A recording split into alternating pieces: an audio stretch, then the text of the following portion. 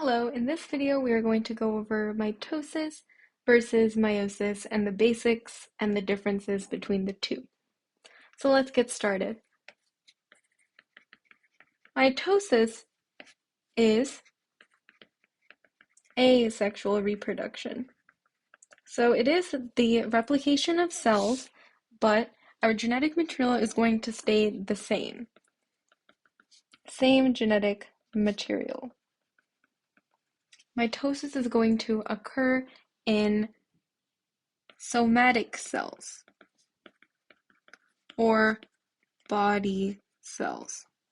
So these are going to be like our skin cells. These divide probably the most, I think. Definitely fact check me on that.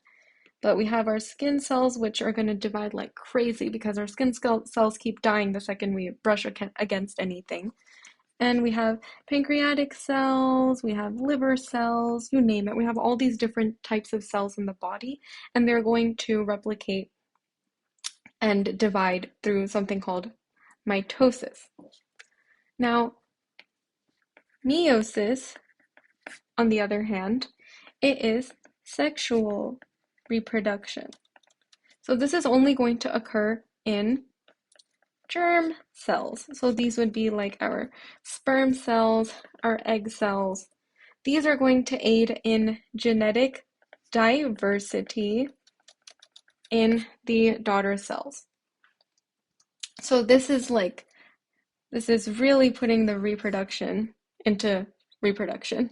It's real reproduction. We have genetic diversity. We're getting genetic information from the mother and the father, and our offspring is going to be genetically diverse. So those are the big differences between mitosis and meiosis. Now let's look at what the process of mitosis and meiosis look like and how they differ. So mitosis has different phases. And the way that, I'm sure you've heard of this before, the way that you can remember these phases is through an acronym called PMAT. So the P stands for prophase, the M stands for metaphase, A stands for anaphase, T stands for telophase. And remember, kind of before all of this can occur, we have another phase called interphase, which is part of the cell cycle. I will be making another video about the overall cell cycle in the future, so stay tuned for that. But there is something called interphase in which everything's kind of getting ready for PMAT to occur. And the most important thing that happens in that is that the chromosomes replicate. So the chromosomes replicate. So when we start mitosis, our cell is going to look like this. Right? So we have 1, 2, 3, 4. We have 4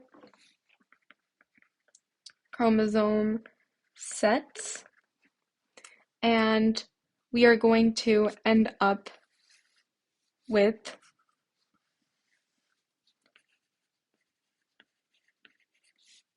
1, 2, 3, 4. We're going to end up with 4 sister chromosome sets in the end. So what are these phases? First one is prophase. Prophase is when the chromosomes will really start to look like this, because first they'll be like loosely looking like this, but then they're going to come into this X-shaped form that we are very used to. So the chromosomes are going to condense. We're going to get a mitotic spindle that forms. Mitotic spindle is really important because it aids in the movement of these chromosomes around the cell, which is going to be important in the next few phases, as you can see. And the nuclear envelope is going to disappear.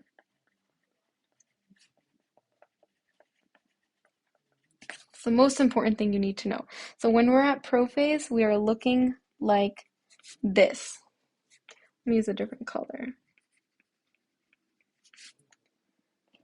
Now in the next phase, which is called metaphase, we are going to have our chromosomes line up in the center of the cell, which is called the metaphase plate.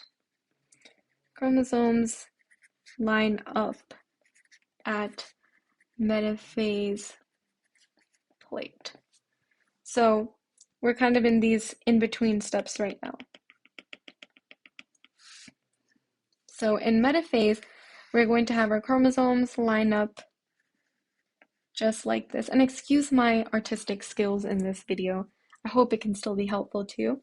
But we're going to have our chromosomes line up at the metaphase plate. And so the way I have this memorized is that metaphase, M stands for middle. And the middle is where the metaphase plate is. And that is where all of these chromosomes are lining up. So M in metaphase stands for middle. That's the main important thing that happens in metaphase. And the way that they're able to move around and line up in the middle is because of those spindles that form. So far we went through prophase, metaphase. The next phase is anaphase. So anaphase is when these sister chromatids are going to get pulled to opposite sides of the cell. Pulled to opposite sides of cell. They're going to be pulled apart by something called kinetochores, and kinetochores are basically groups of microtubules. So those kinetochores are going to pull these sister chromatids apart into opposite sides of the cell. So let's look at anaphase. They're going to be pulled apart. They're going to look like this. 3, 4, 1, 2, 3, 4. They're going to be like facing each other, kind of. And now that they've been pulled apart, we are going to move on to the next phase, which is telophase. Telophase is kind of the opposite of whatever happened in prophase, because now we have two new cells happening, right? So the chromosomes are going to loosen up again. Chromosomes, wow, I spelled that wrong. Chromosomes loosen up again, so they're going to decondense. The mitotic spindle is going to break down and disappear. Mitotic spindle disappears. We don't need it anymore, right? We have these new cells that are going to go through our cell cycle again and then have their own mitosis that occurs, and they're going to keep dividing and they're going to keep dividing, and it's going to keep happening like that, right? So in telophase is when chromosomes loosen up again, mitotic spindle disappears, and the last thing that you remember I said happens in prophase is the nuclear envelope disappears, and that nuclear envelope is going to reappear over here in telophase or telophase. There's multiple ways to pronounce all these things. So in telophase, we have kind of the coming apart starting to happen. And we're going to have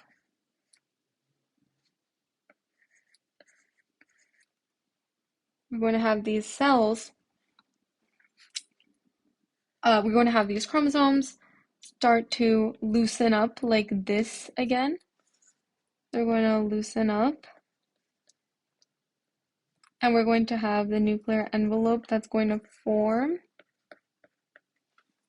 So that's going to be telophase.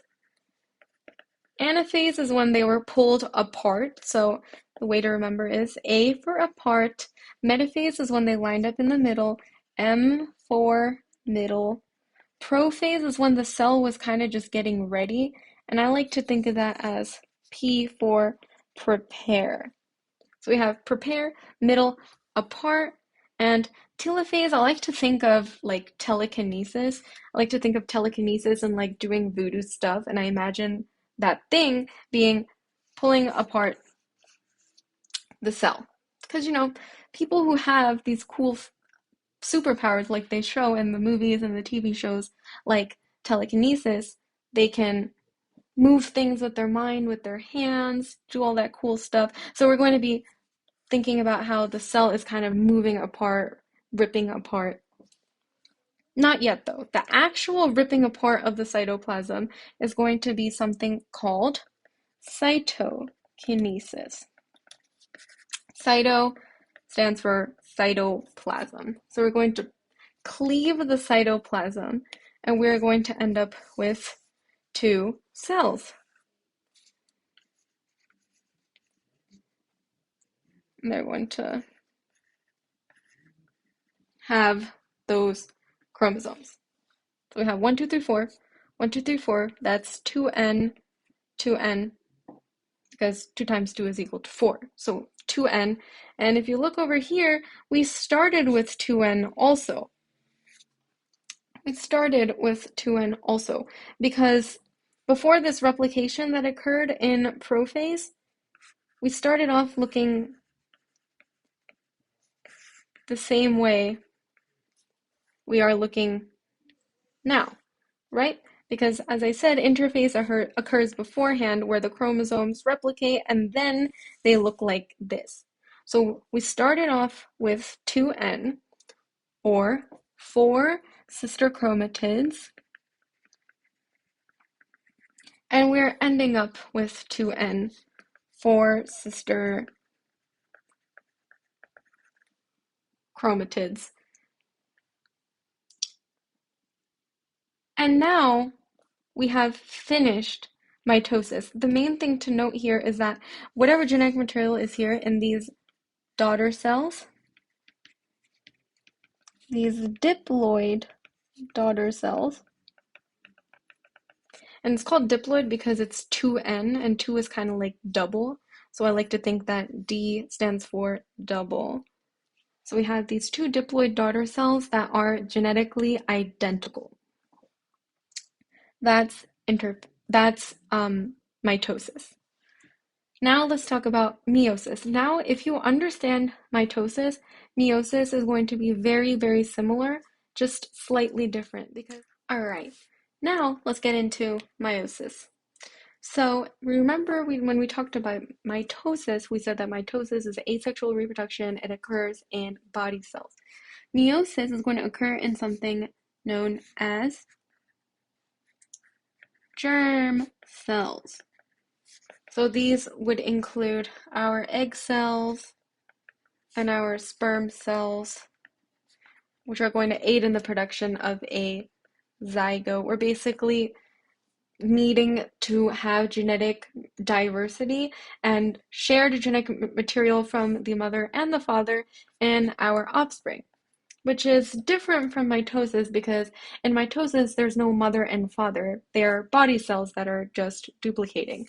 But in meiosis, we have genetic material coming from the mother and the father to make genetically diverse offspring. Genetically diverse offspring. So if we look up into what we just went over for mitosis, we had our interphase occur, which resulted in our cell looking like this after it replicated. We started off looking like this with 1, 2, 3, 4 chromosomes. And we're going to start off in that same exact way for meiosis. The only difference is half of the chromosomes are coming from the mother and half of the chromosomes are coming from the father. But it's going to look the exact same way. So after interphase, where the chromosomes double, we're going to be left with something that looks like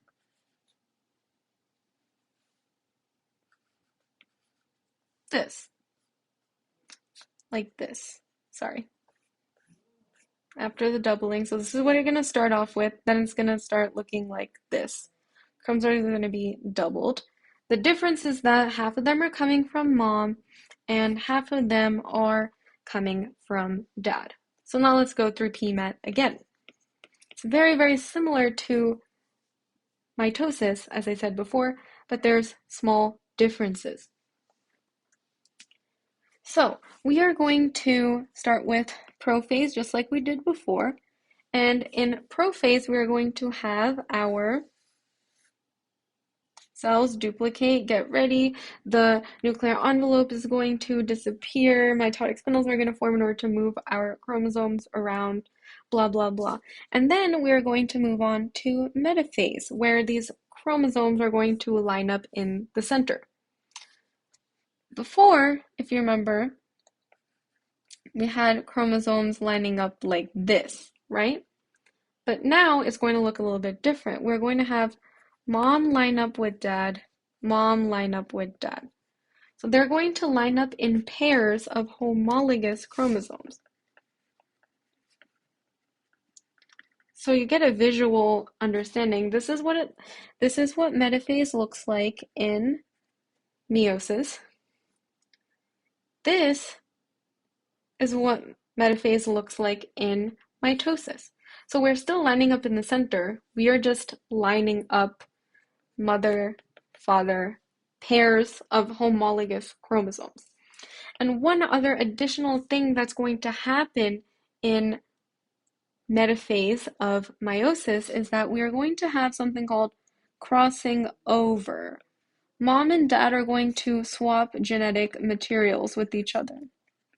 We're going to have something called crossing over. Next, we're going to have anaphase. Same as before, A stands for pulled apart, but this time, because of the way that they're lined up, when they're pulled apart, they're going to be pulled apart and look like this.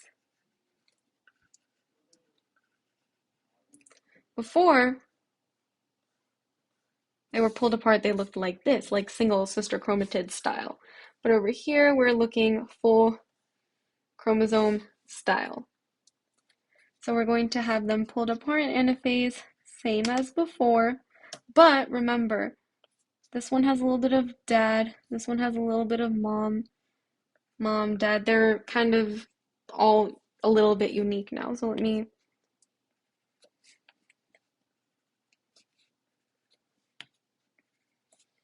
they crossed over genetic materials.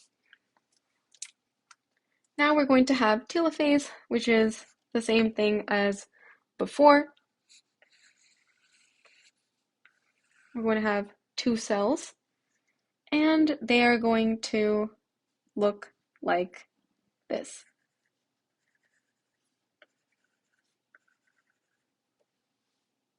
Right? Now, we're not done yet because we need to end up with half of the genetic material, and we also need to have genetic diversity. So we're going to divide again. The second division is pretty much identical to mitosis. So the first set of PMAT that occurred, it's going to be called prophase 1, metaphase 1, anaphase 1, telophase 1. The second set is going to be called basically PMAT 2. So prophase 2, metaphase 2, anaphase 2, telophase 2. And we are going to have our cell divide in the same way that it did before. But we only have half now. Because if you look over here, we have 2 full chromosomes. If you look up over here, at the end, we looked like this. We had 4 sister chromatids, but over here, we have 2. We started off with 4. We're ending up with 2 sets of chromosomes. And over here, they're in the form of chromatids, 4 chromatids in mitosis. But over here, we have 2 chromosomes at the end of the first section of PMAT, prophase 1, metaphase 1, anaphase 1, telophase 1. So we started off with twice the genetic material. We're ending up with half the genetic material. So we went from 2N to N. That's a big difference to note between mitosis and meiosis. Going from 2N to N,